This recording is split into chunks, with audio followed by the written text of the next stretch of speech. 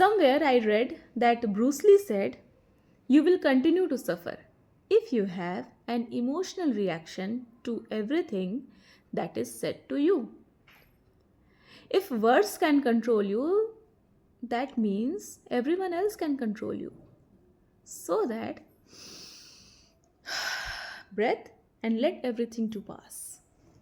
This is 100% true, 100% correct, specially उन लोगों के लिए जो बहुत ही ज़्यादा इमोशनल है, जैसे कि मैं।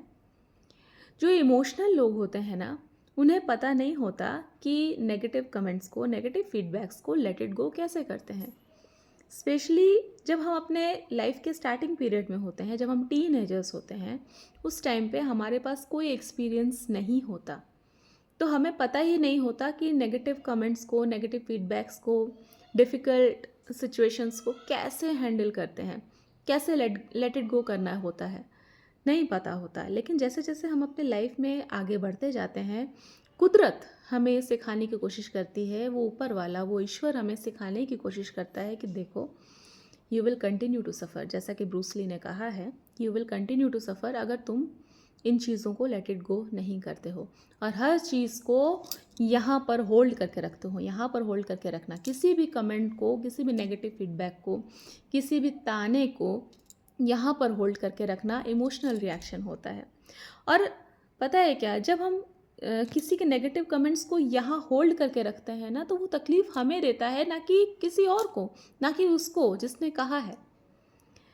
हाँ, अगर आपको विक्टिम बन के चलना है कि हाँ मैं ही क्यों, मेरे साथ ही ऐसा क्यों हो रहा है, भगवान ने मेरे साथ ही ऐसा क्यों किया है, या उस फलाने इंसान की वजह से मेरे लाइफ में ये प्रॉब्लम है, या उस इंसान की वजह से मैं आज ये सब फेस कर रही हूँ, तो अगर बंदूक किसी और के कंधे पर रख कर चलाना है तो बात अलग है।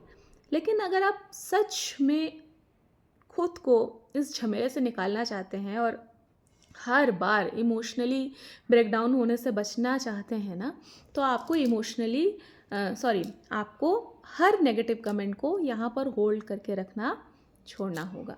आपको लेट इट गो करना सीखना होगा। आपको ये समझना होगा कि जो भी चीज़ें कही जाती हैं वो ज़रूरी नहीं है वो 100% आपसे बिलोंग करे।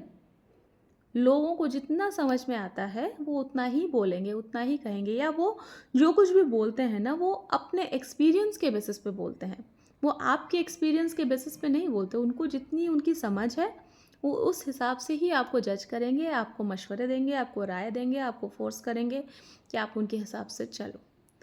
लेकिन आपको किसी की बातों को, किसी के नेगेटिव कमेंट्स को, किसी के XYZ जो भी कुछ भी वो बोलते हैं उसको होल्ड करके नहीं रखना, यानी कि आपको उनकी बातों पर, उस सिचुएशन पर इमोशनल रिएक्शन नहीं देना है।